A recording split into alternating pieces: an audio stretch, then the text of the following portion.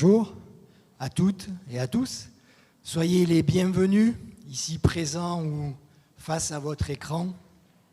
Que la grâce et la paix vous soient données de la part de Dieu notre Père et de notre Seigneur Jésus-Christ. Alors, comme vous pouvez le constater, c'était inattendu, mais notre pasteur n'est pas présent ce matin.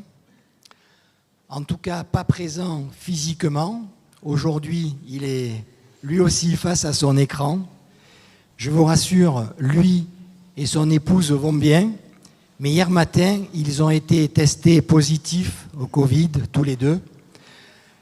C'est donc depuis le presbytère que le pasteur nous apportera son message tout à l'heure grâce aux moyens techniques qu'on a mis en œuvre avec Élise.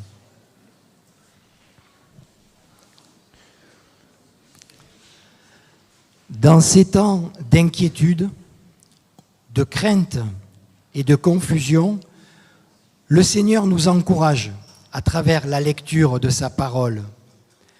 Dans Ésaïe 30, 15, nous pouvons lire « Car ainsi a parlé le Seigneur, l'Éternel, le Saint d'Israël.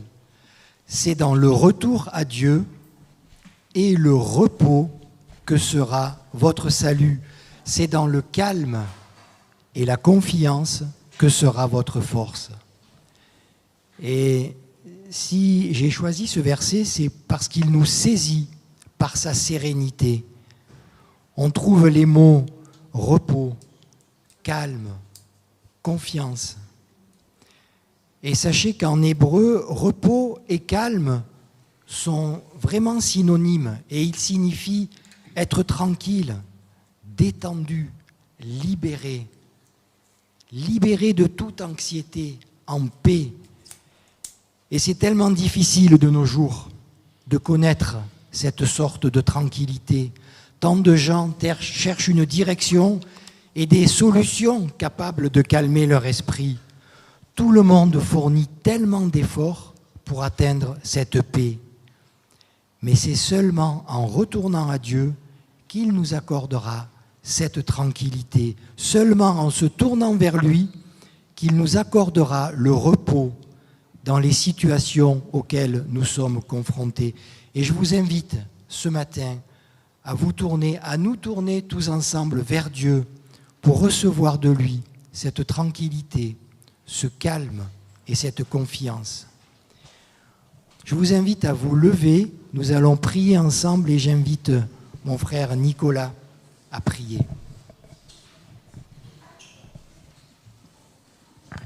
Oui, Seigneur, nous voulons le proclamer encore ce matin, Seigneur. Tu es un Dieu puissant et vivant, tu es au milieu de ton Église, tu es au milieu de tes enfants.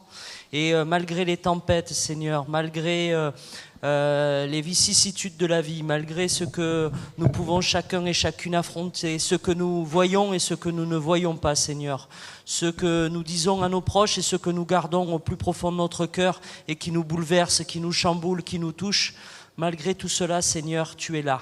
Tu es là tel un rocher, tel un phare dans la nuit, Seigneur, comme une ancre ou une voile, comme on peut le chanter dans nos louanges, Seigneur. Tu es là et tu apportes ce réconfort, tu apportes cette sérénité, tu apportes cette paix. Non pas une paix d'oubli, non pas une paix de ce monde qui uniquement est dans le divertissement, mais une paix durable, une paix apaisante, une paix qui nourrit, une paix qui restaure. Alors Seigneur, merci pour ce cadeau, merci pour cette paix. Merci que nous soyons en capacité de reconnaître, Seigneur, que cette paix est un cadeau merveilleux que nous devons aussi partager. Alors, bénis ce moment de communion fraternelle, bénis cette louange, bénis ce message. Et quelle que soit la situation, quelles que soient les modalités, nous voulons te louer, nous voulons te mettre en premier dans nos vies. Et nous voulons aussi te proclamer que tu es vivant et puissant encore aujourd'hui. Tu changes les vies et les situations.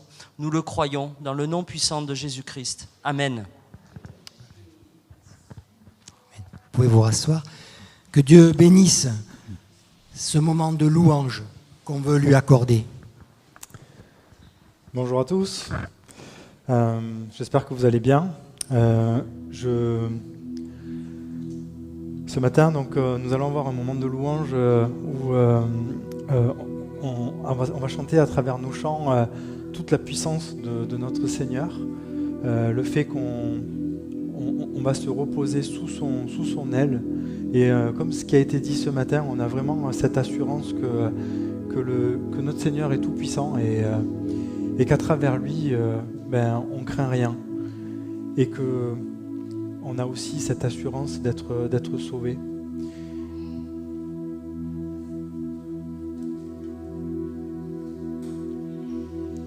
Vers toi, Seigneur, j'élève ma voix pour t'adorer, mon Sauveur, mon Roi. Reçois, Seigneur, comme un doux parfum, l'amour et le chant de nos cœurs reconnaissants. Vers toi, Seigneur, j'élève ma voix pour t'adorer, mon Sauveur, mon Roi. Reçois, Seigneur, comme un doux parfum,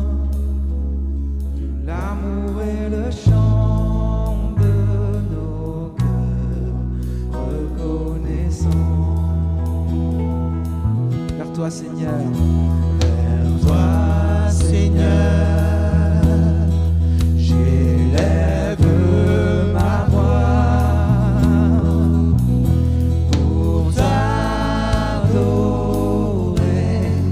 mon Sauveur, mon Roi. Reçois, Seigneur, comme un doux parfum, l'amour et le chant de nos cœurs reconnaissants.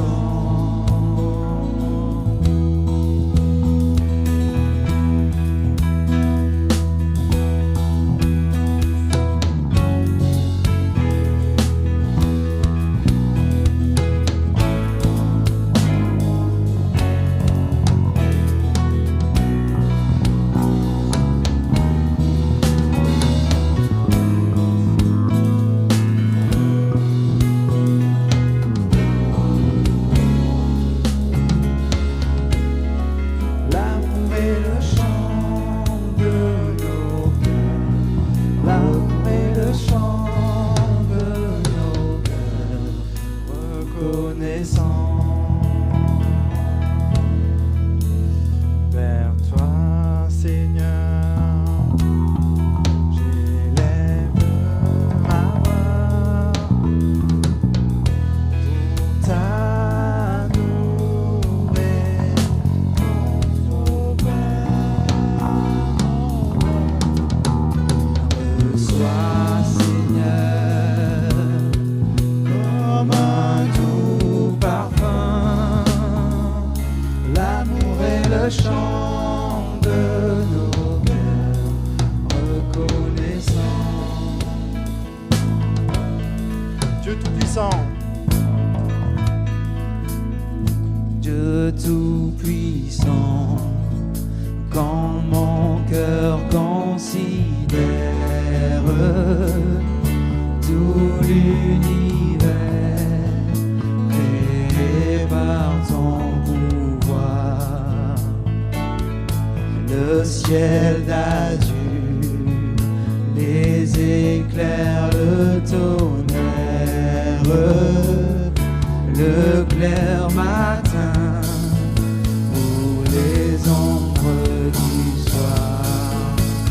de tout mon être, de tout mon être, alors s'élève un chant. Dieu tout-puissant, que tu es grand, de tout mon être, alors s'élève un chant. Dieu tout-puissant, que tu es grand. Et quand je songe au sublime mystère qu'un Dieu si grand a pu penser à moi, que son cher Fils est devenu mon frère et que je suis l'héritier du grand roi.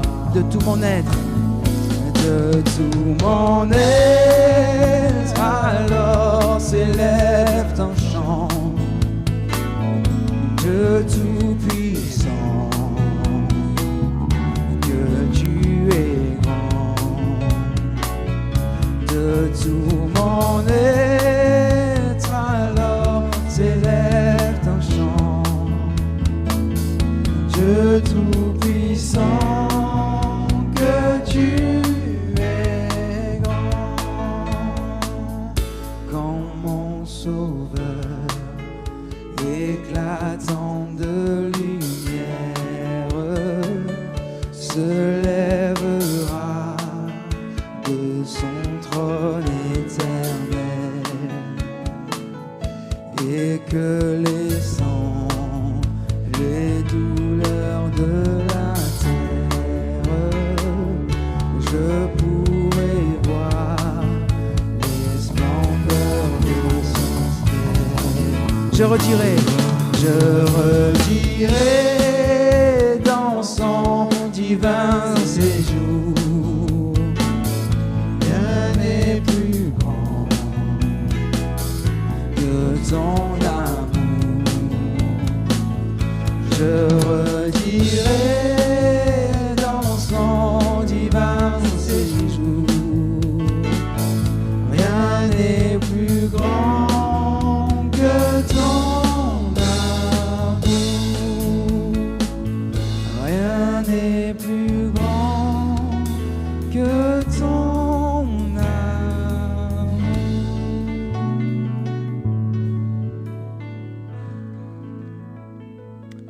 On va chanter maintenant qu'on a l'assurance de notre salut par notre Seigneur Jésus.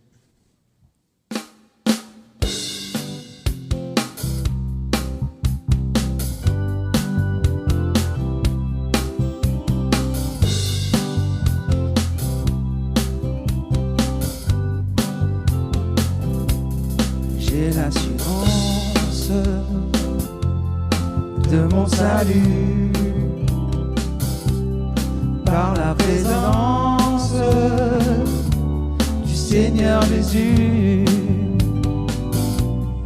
Mon sang m'a lavé, m'a racheté, et l'Esprit Saint m'a régénéré. C'est mon histoire, c'est mon histoire, c'est là mon chant. Louer mon Sauveur le jour durant. C'est mon histoire, c'est là mon chant. Louer mon Sauveur le jour durant.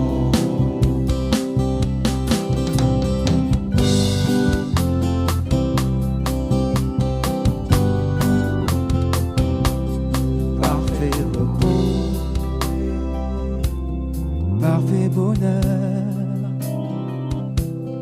en toi mon Sauveur, j'ai la paix du cœur,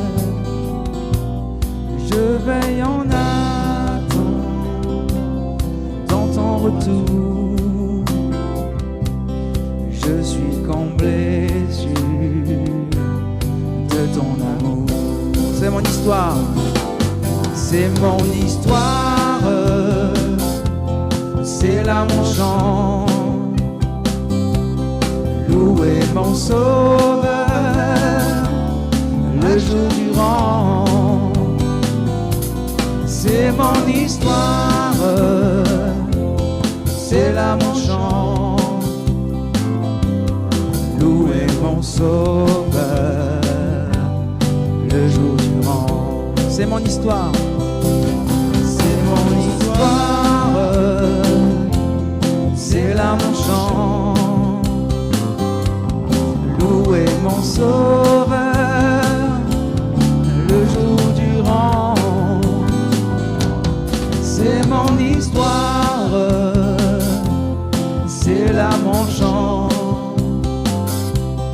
Louer mon sauveur le jour durant. Louer mon sauveur le jour durant.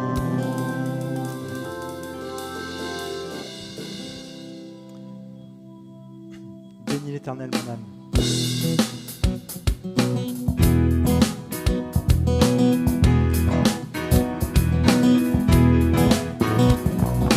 Bénis l'Éternel, mon âme. Bénis l'Éternel, mon âme. Sois émerveillé, sa fidélité ne dépendra pas des circonstances. Bénis l'Éternel, mon âme. Bénis l'Éternel, mon âme. Écoute sa voix, il dit que ta foi déplacera toutes les montagnes. Bénis l'Éternel, oh mon âme. Quand tout s'effondre, sombre, je sais que tu es là et que m'importe si les portes se ferment sur mes pas. Je suis en marche sous l'arche de ton amour pour moi. Jésus, tu es roi et j'avance à ta suite. Bénis l'Éternel, mon âme. On peut battre des mains. Bénis l'Éternel, mon âme. Sois émerveillé, sa fidélité ne dépendra pas des circonstances. Bénis l'Éternel, bénis l'Éternel, mon âme. Bénis l'Éternel, mon âme. Écoute sa voix, il dit que ta foi déplacera toutes les montagnes. Bénis l'Éternel, oh mon âme. Bénis l'Éternel, oh mon âme. Bénis l'Éternel, oh mon âme.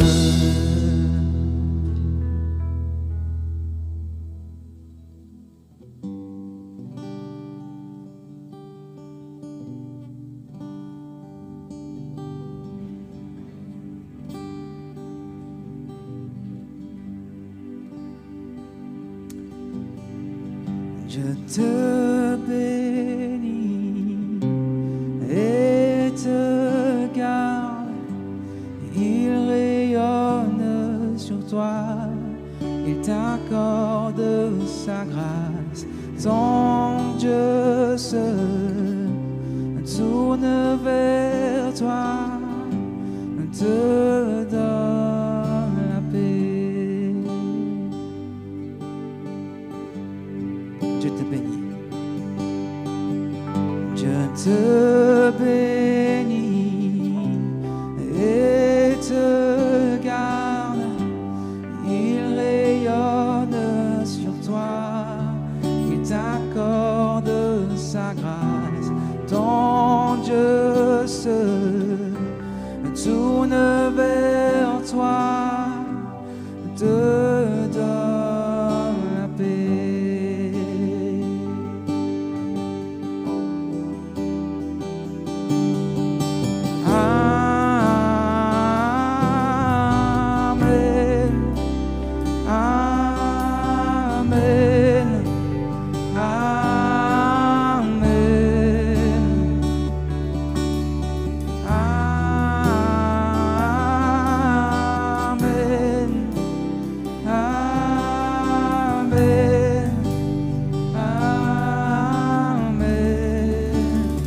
te bénir. Dieu te bénit et te garde. Il rayonne sur toi, il t'accorde sa grâce. Ton Dieu se tourne vers toi, te donne la paix.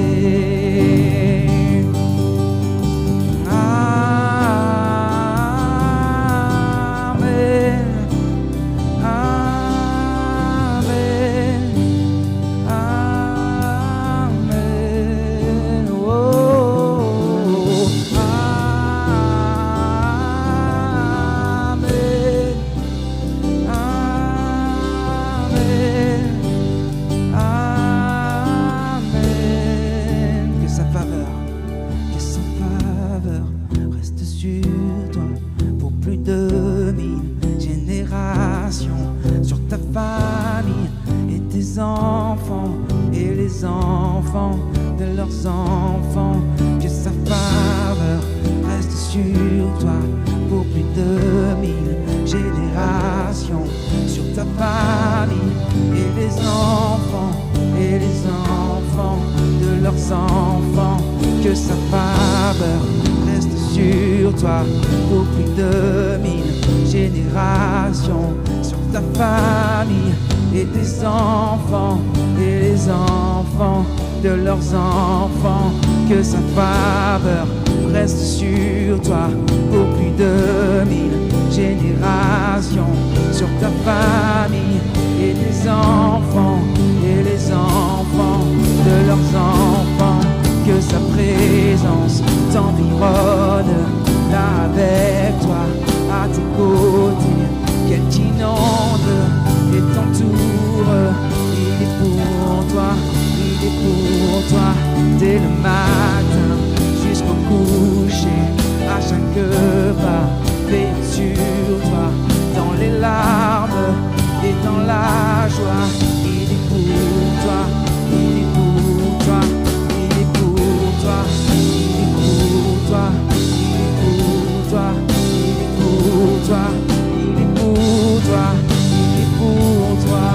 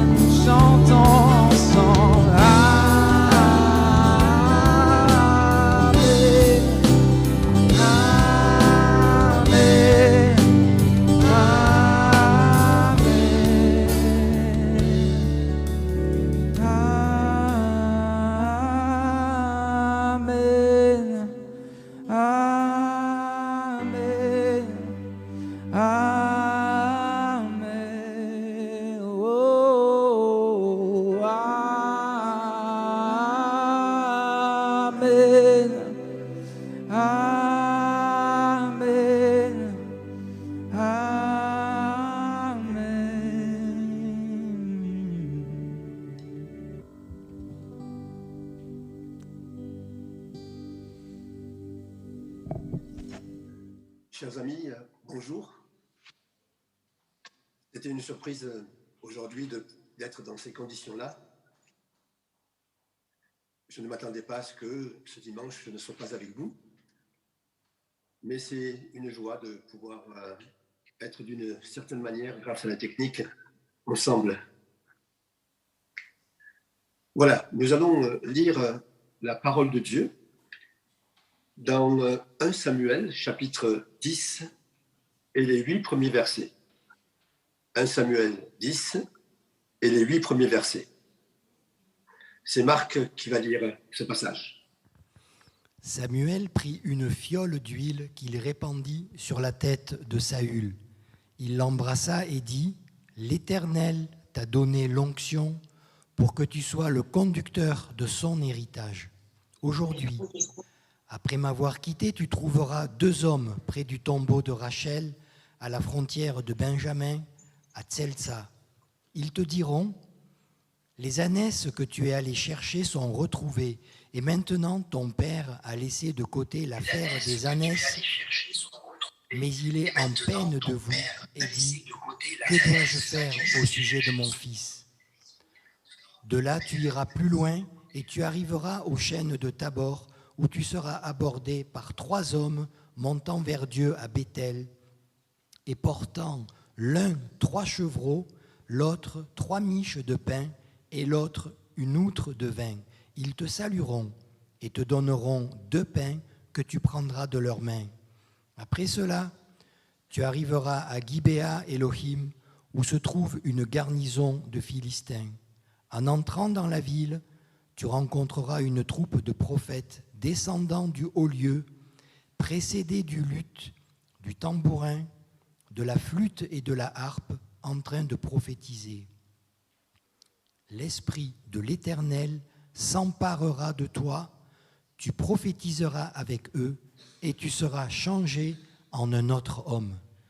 Lorsque ces signes auront eu pour toi leur accomplissement, fais ce que tu trouveras à faire, car Dieu est avec toi.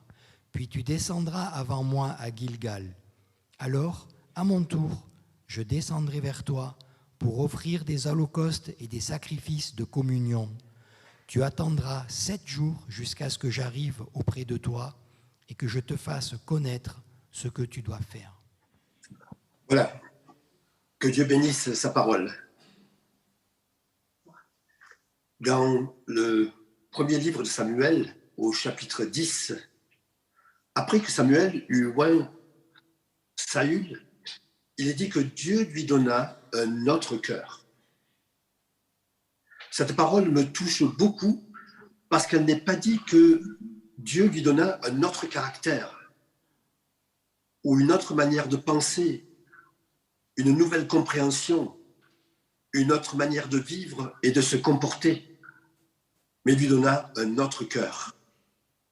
En réalité, le cœur est la source d'où découle toute notre vie. Il est intéressant de voir que lorsque les habitants de Jéricho ont fait appel au prophète Élisée, parce que les eaux de la ville étaient polluées, il est dit qu'il alla vers la source des eaux et y jeta du sel. Dans le livre des Proverbes, au chapitre 4, il est dit que c'est du cœur que partent les sources de la vie. C'est également ce que le Seigneur Jésus enseigne lorsqu'il dit dans l'évangile de Matthieu, « Ce qui sort du cœur, c'est ce qui souille l'homme ». Jésus montre là le lien entre le cœur, qui est l'intérieur de l'homme, et les attitudes, les comportements, les paroles, les réactions et les décisions que l'on voit de l'extérieur. Jésus le dit d'une autre manière quand il dit que là où est ton cœur, là est ton trésor. Selon la manière dont nous sommes attachés à notre vie de tous les jours, nous révélons la manière dont nous sommes attachés au Seigneur. Selon la place que nous donnons à notre vie, nous montrons la place que nous donnons au Seigneur. C'est ce que Jésus a dit à ses disciples. Celui qui aime sa vie la perdra, et celui qui est sa vie dans ce monde la conservera pour la vie éternelle. Nous comprenons cela lorsqu'il est dit que l'enfant de Dieu doit mourir à lui-même pour laisser toute la place à Jésus.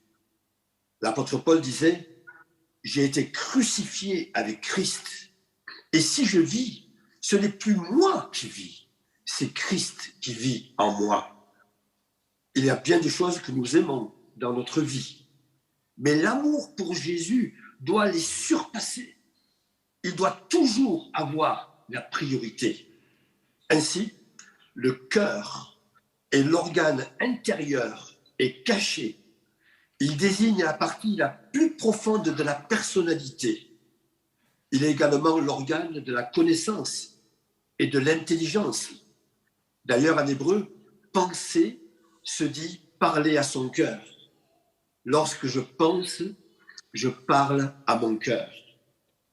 La place centrale du cœur et son importance nous permet de comprendre l'appel de Dieu lorsqu'il dit « Mon fils, donne-moi ton cœur ». Dieu ne dit pas « Donne-moi tes mains, ou tes pieds, ou ta langue, ou ton intelligence », mais il dit « Donne-moi ton cœur ». Et lorsqu'on donne notre cœur, on donne notre être entier, on donne notre vie entière. Nous comprenons aussi l'ampleur du premier commandement lorsqu'il dit d'aimer l'Éternel de tout son cœur. Il ne s'agit pas de montrer notre amour pour Dieu en utilisant nos pieds, nos mains, notre bouche, mais en puisant dans notre cœur les forces de l'amour et en produisant les fruits de l'amour. Il n'est donc pas difficile de comprendre que le vrai changement d'un homme se produit lorsque son cœur est changé.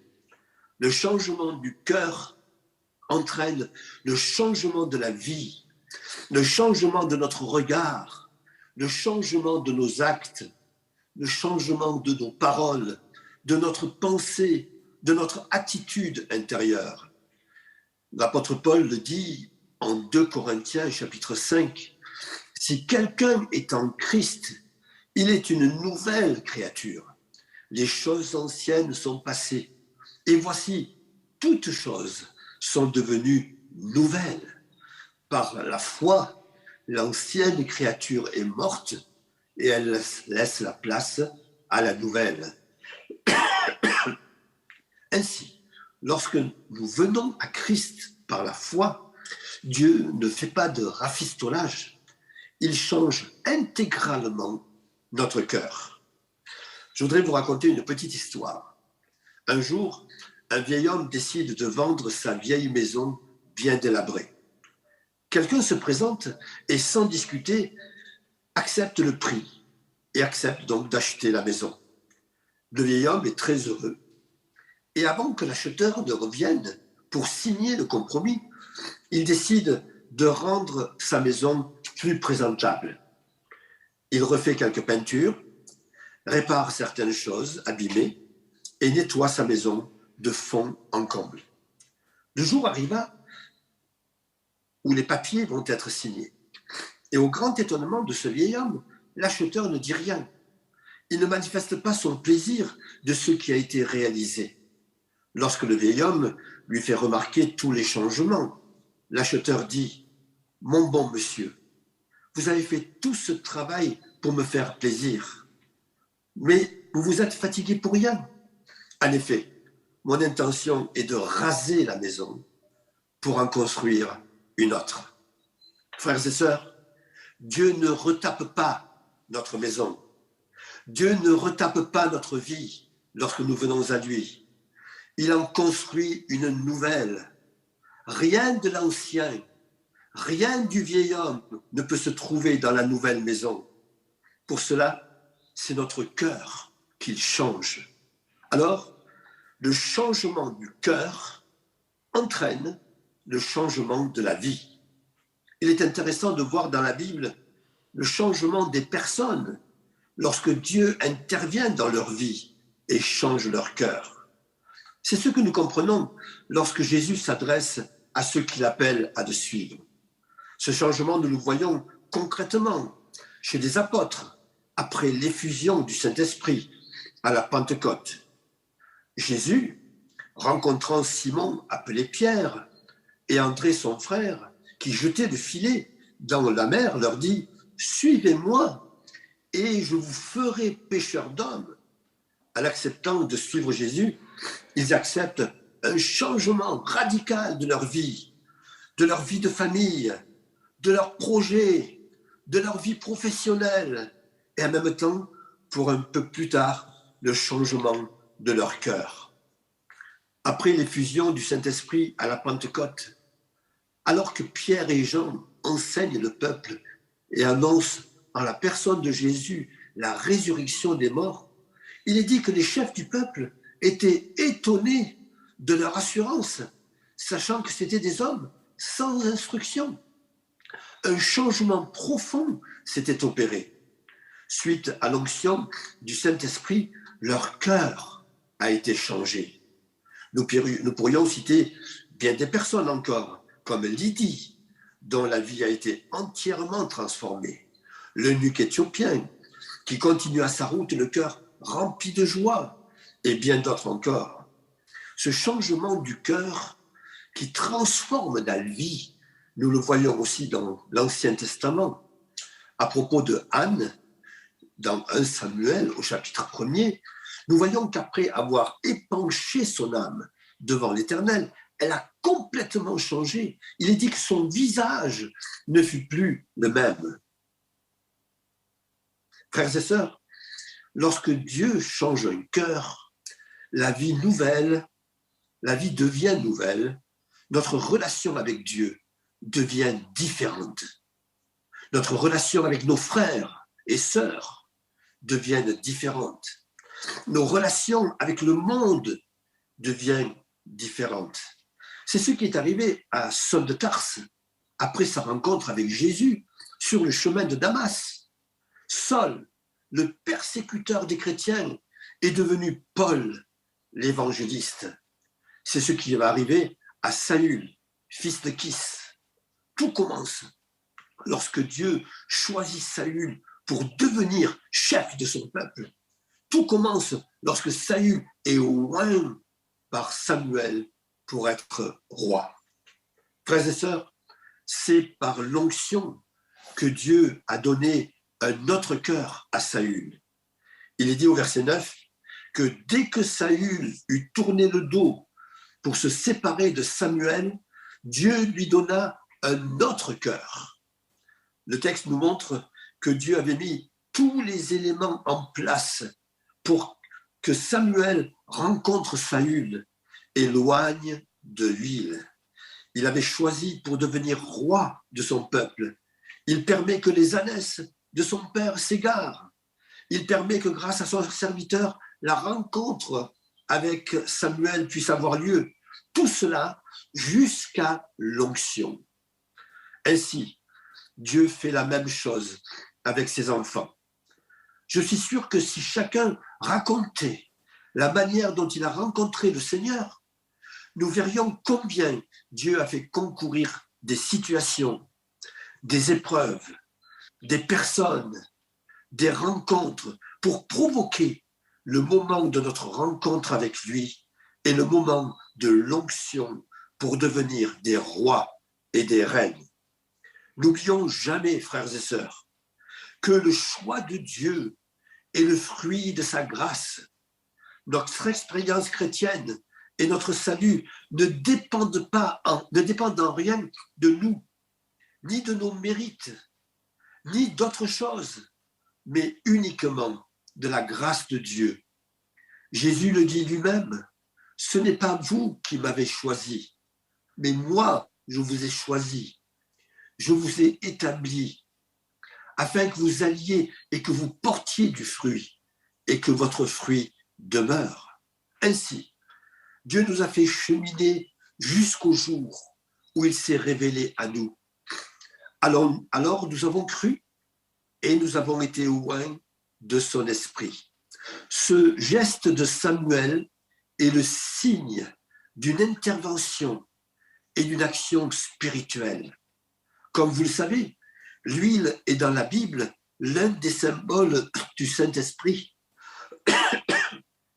On douanier d'huile les rois, les sacrificateurs et les prophètes. C'était le signe du choix de Dieu, de leur consécration et de leur mise à part au service de Dieu. Sans cette onction, Saül ne peut pas avoir la force nécessaire pour régner sur le peuple et accomplir la tâche que Dieu lui confie. Sans cette onction, il ne peut pas être un instrument puissant entre les mains de Dieu. Sans cette onction, il ne peut pas résister et vaincre ses ennemis et conduire les batailles de l'Éternel. Voici ce que dit l'apôtre Paul en 2 Corinthiens 1, verset 22. « Celui qui nous a oints, c'est Dieu, lequel nous a aussi marqués d'un sceau et a mis dans nos cœurs les arts de l'esprit. »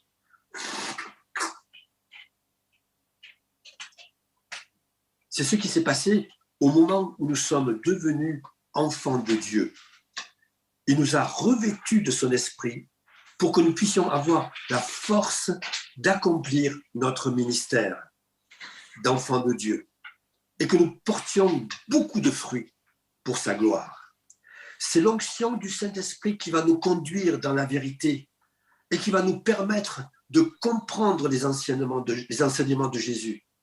Et c'est cette même onction qui fera briller notre visage de la gloire de Dieu. Nous lisons dans 1 Jean, chapitre 2, verset 27, « Pour vous, l'onction que vous avez reçue de lui demeure en vous, et vous n'avez pas besoin qu'on vous enseigne. Demeurez en lui selon les enseignements qu'elle vous a donnés. Ainsi, c'est le Saint-Esprit qui nous conduit dans toute la vérité et nous enseigne à marcher selon Dieu. » Le psalmiste dit au psaume 23, « Tu oins d'huile ma tête et ma coupe déborde. » Et au psaume 92, il est écrit, « Tu me donnes la force du buffle. Je suis arrosé d'une huile fraîche. » Joie, rayonnement sont les effets de l'onction. Au même moment, Dieu nous a scellés du Saint-Esprit, sa présence en nous et son action, c'est-à-dire la vie de l'Esprit, les fruits de l'Esprit, les dons de l'Esprit, confirment que nous sommes la propriété de Dieu. Il représente, le Saint-Esprit, les arts de toutes les victoires et de toutes les bénédictions que Dieu va continuer à nous accorder. C'est aussi à ce moment-là que Dieu nous a donné un cœur nouveau et que nous sommes devenus une nouvelle création. Après l'onction, eh bien, Dieu va en donner les preuves par 3 signes. Après l'avoir oint, Samuel va annoncer 3 signes à Saül qui vont confirmer son appel et son onction. C'est ce que Dieu a fait pour chacun de nous, ses enfants. Il nous a donné aussi ces signes pour nous confirmer notre appel et nous permettre de persévérer dans notre mission. Le premier signe, ce sont les ânesses qui sont retrouvées. C'est une très bonne nouvelle. Et ce signe est étonnant. On pourrait penser que comparé à la valeur de l'onction de Saül, la perte des ânesses n'avait plus aucune importance. Pourtant, nous voyons que Dieu se soucie de rassurer Saül quant aux ânesses et lui enseigne une première leçon, celle d'un Dieu qui se soucie de la vie de tous les jours de ses enfants. Un Dieu qui est capable de les aider, d'intervenir dans les diverses situations difficiles qu'ils traversent. C'est ce que Jésus enseigne en Matthieu. Ne vous inquiétez pas pour votre vie. Votre Père céleste sait de quoi vous avez besoin. Et Jésus ajoute, cherchez premièrement le royaume et la justice de Dieu, et toutes ces choses vous seront données par-dessus.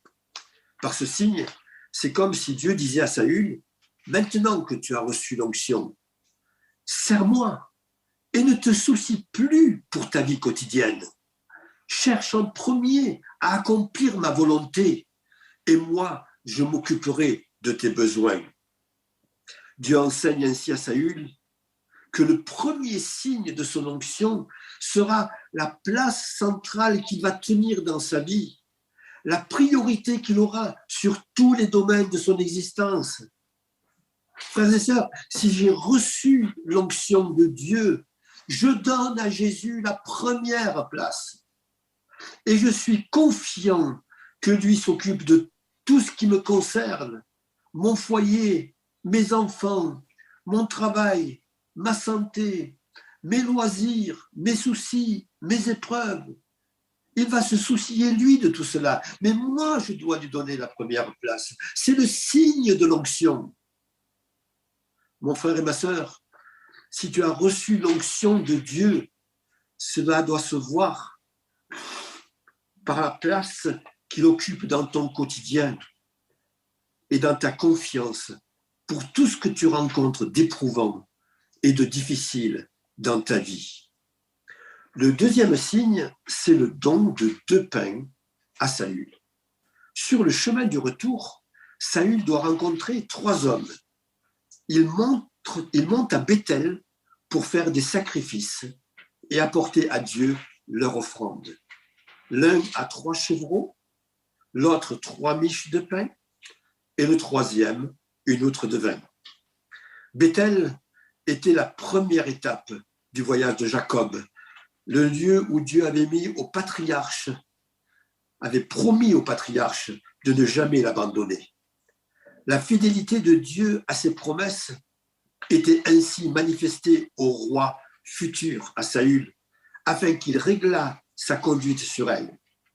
Par cette rencontre, dont l'objectif était Béthel, Saül doit comprendre qu'il peut compter sur la protection divine, qu'il peut compter sur sa fidélité. Frères et sœurs, il est bien spécifié dans la parole de Dieu qu'étroit et resserré le chemin qui mène à la vie. Mais le Seigneur nous assure sa protection. Le signe de l'onction donné ici est fondé sur la foi et la confiance en Dieu chaque jour. Mais je vois ici quelque chose de plus profond encore. Lorsque l'ange de l'Éternel dans l'Ancien Testament se révèle à Gédéon pour lui dire qu'il a été choisi pour délivrer Israël, Gédéon demande un signe. Et Gédéon prépare un chevreau et du pain. Alors un feu s'éleva du rocher et consuma l'offrande, nous dit la Bible. Ainsi, frères et sœurs, la croix de Jésus, la croix où Jésus a subi pour nous la colère de Dieu, est le signe que Dieu nous donne pour confirmer l'onction que nous avons reçue. C'est le signe de son amour infini. D'autre part, 2 de ces pains sont offerts à Saül, ce qui montre que Dieu invite ses enfants à se nourrir de ce pain pour avoir la force d'assurer leur vie chrétienne, conformément à ce que Dieu attend, la force d'assurer leur ministère de témoin de l'Évangile. Ainsi, d'une part, l'amour infini de Dieu manifesté à la croix, notre foi fondée sur lui, sont le signe par lequel l'onction est révélée. D'autre part, mon amour pour Christ, mon amour et mon attachement pour sa parole, la méditation de la Bible, l'obéissance à la parole de Dieu vont être les signes de l'onction que j'ai reçue de la part du Seigneur. Mon frère et ma sœur, si ta vie est fondée sur l'amour de Dieu manifesté à la croix, et si tu aimes la parole de Dieu, alors le signe de ton onction se manifestera et tout le monde pourra le voir. Et nous en arrivons enfin au 3e signe, qui est une rencontre spéciale avec le Saint-Esprit. L'onction est pour Saül la porte par laquelle le Saint-Esprit le saisit. Saül rencontre une troupe de prophètes. L'Esprit le saisit et il prophétise. Nous avons vraiment le sentiment que Saül ne contrôle plus rien. Il est sous l'onction de Dieu. Qu'est-ce qui rend un croyant bouillant pour le Seigneur?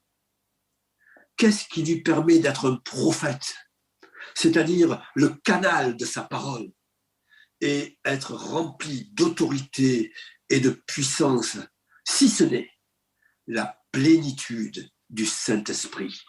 Il est tellement important d'être conduit par l'Esprit, rempli de l'Esprit, inspiré par l'Esprit, pour porter le fruit de l'Esprit qui est l'amour, non pas l'amitié, mais l'amour de Dieu.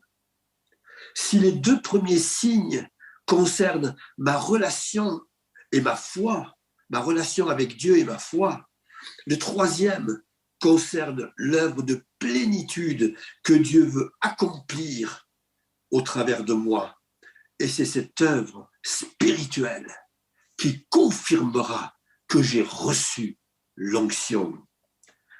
Où en es-tu aujourd'hui, mon frère et ma sœur? La question est bien celle-ci. Est-ce que les signes de ton onction sont visibles? Dans quelle mesure se voient-elles? Un peu? Beaucoup? Ou pas du tout? Voici ce que dit l'apôtre Paul à Timothée.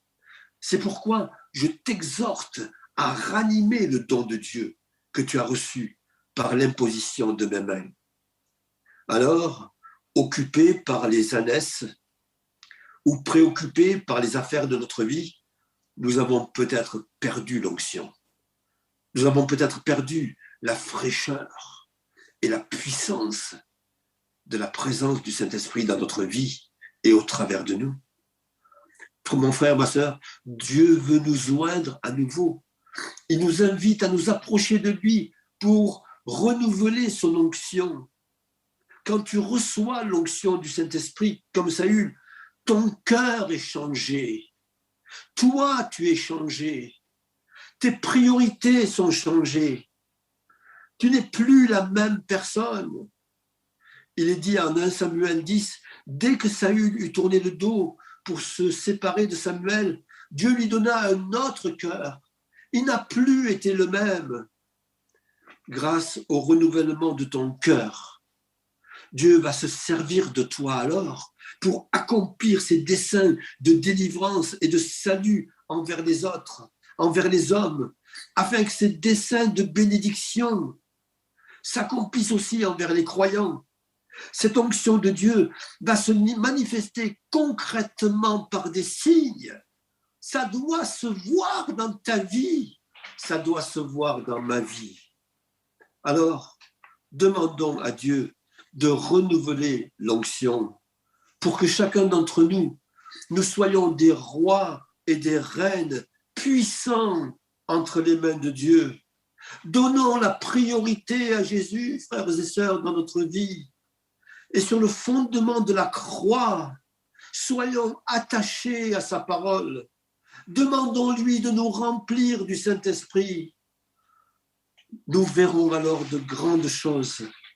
Et pour le reste, pour ta vie, pour tes enfants, pour ta santé, pour ton travail, pour tes loisirs, pour ta famille, pour tes projets, Dieu lui-même s'en occupera.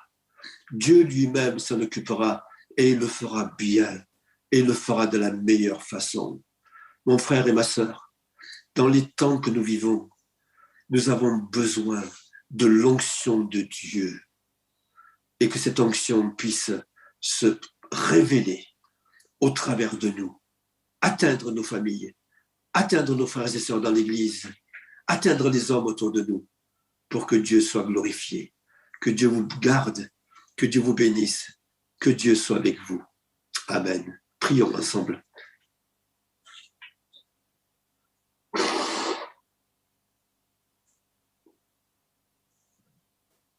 Seigneur, je voudrais te remercier et te rendre grâce parce que un jour tu nous as amenés vers toi pour nous conférer l'onction. Merci parce que non seulement tu nous as donné la vie, l'espérance, le pardon de nos péchés, la vie éternelle, tu nous as donné aussi le Saint-Esprit pour que nous puissions, par le Saint-Esprit, te révéler aux hommes, Seigneur, et révéler ta gloire, ton amour, ta puissance, ta force, ta présence. Je te remercie, Seigneur, pour ta parole. Père, je prie pour que dans les temps où nous vivons, Seigneur, tu renouvelles l'onction dans ma vie. Tu renouvelles l'onction dans notre vie. Pour que nous puissions vraiment, Seigneur, vivre pleinement ta présence et vivre pleinement ton action au travers de nous. Ô Seigneur, bénis mes frères et mes sœurs. Bénis-les, Seigneur. Renouvelle aussi ton onction pour chacun d'entre eux, Seigneur, afin que tu sois béni et glorifié. Que les signes de notre onction se manifestent, Seigneur, et que nous soyons bénis et que beaucoup en soient bénis. Merci, Seigneur Jésus. Que ton nom soit loué. Amen. Voilà, frères et sœurs, j'ai été content d'être avec vous. Je ne vous ai pas entendu, je ne vous ai pas vu, mais nous étions ensemble. J'espère que ça va aller mieux toute cette semaine et que dimanche prochain, eh bien, on pourra se retrouver si tout s'arrange. Que Dieu vous garde et que Dieu vous bénisse. Je remercie Marc, je remercie l'équipe de la louange et je vous remercie à tous. Au revoir. Ça va continuer.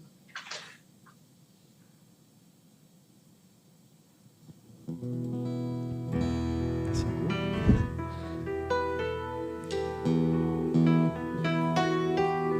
On va chanter un chant en arménien.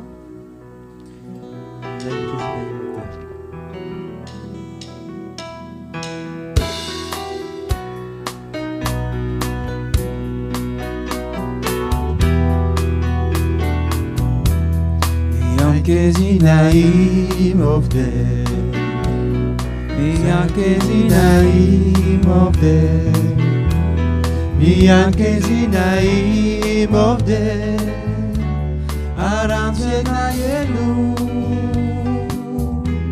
Edevil Kayeru of them, Edevil Abuhad of them, Edevil Haradev of them.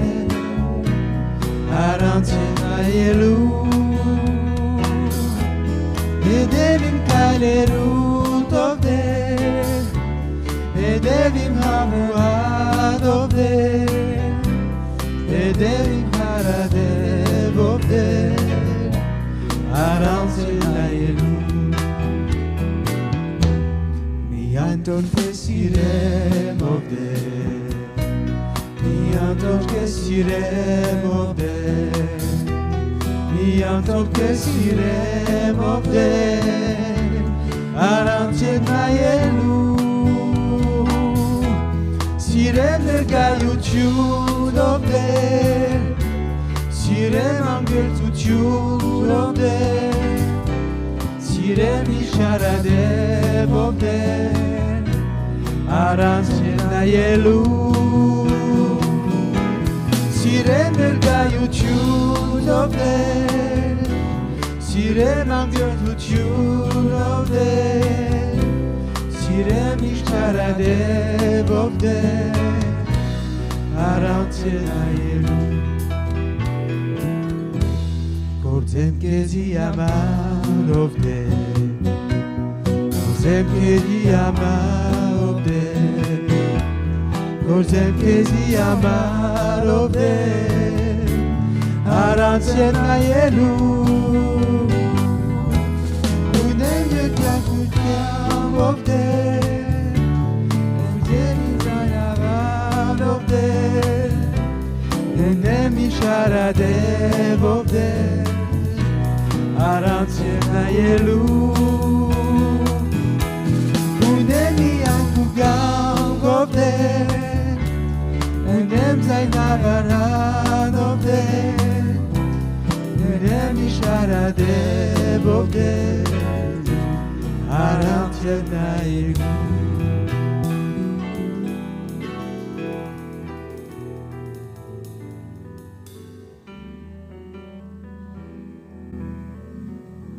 On peut se rasseoir.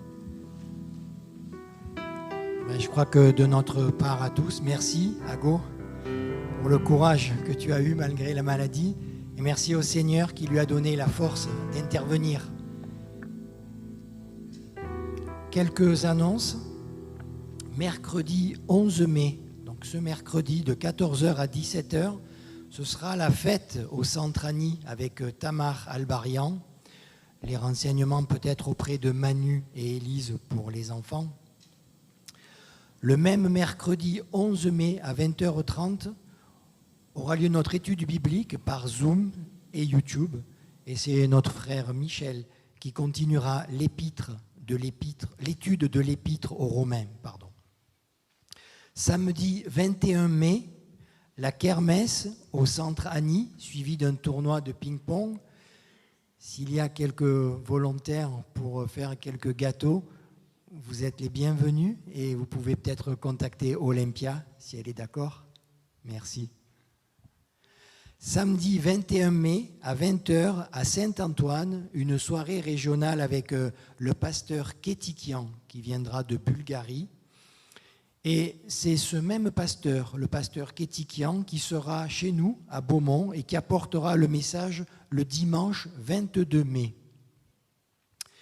Du jeudi 26 mai au samedi 28 mai aura lieu, Dieu voulant, notre prochain synode au centre de vacances de la Source. C'est un synode spécial, c'est un synode ouvert à tous, dont la partie la plus importante sera consacrée à la spiritualité sur le thème « Marcher en nouveauté de vie ». L'orateur sera Cédric Eugène, qui est professeur de Nouveau Testament à la faculté de théologie de Vaux-sur-Seine.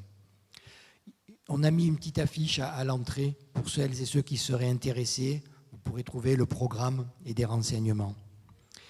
Et on arrive à la fin du culte et je vous propose un dernier chant pendant lequel nous pouvons apporter nos offrandes. Que Dieu garde et bénisse son assemblée, qu'il bénisse et renouvelle nos équipes de louanges, chaque membre qui nous conduit fidèlement dimanche après dimanche.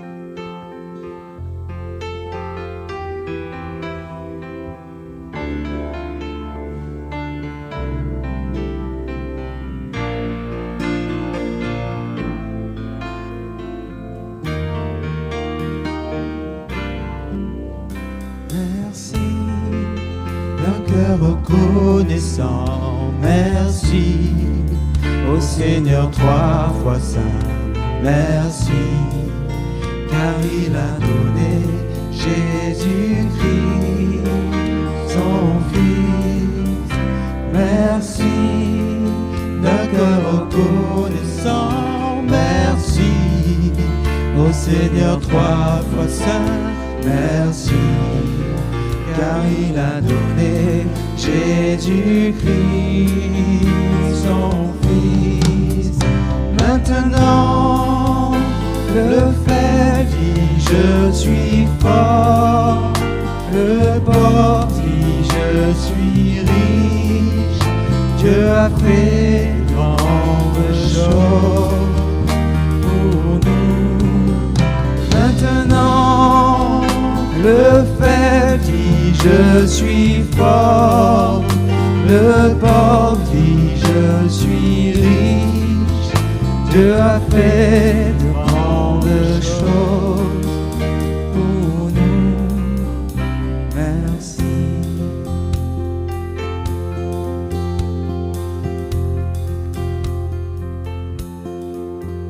Merci d'un cœur reconnaissant. Merci au Seigneur 3 fois saint, merci, car il a donné Jésus-Christ, son Fils.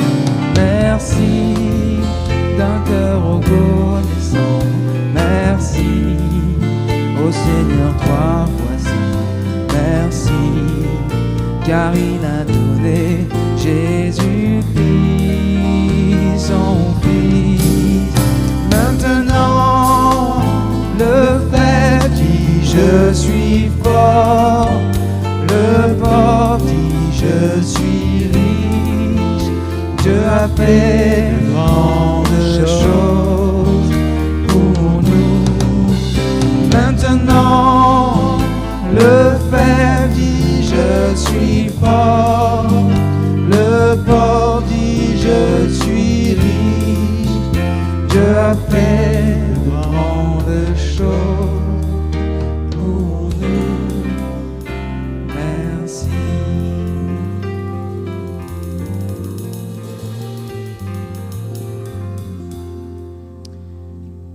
Oui Seigneur, merci. Merci, nous voulons te rendre grâce pour ce moment que nous avons vécu tous ensemble dans ta présence.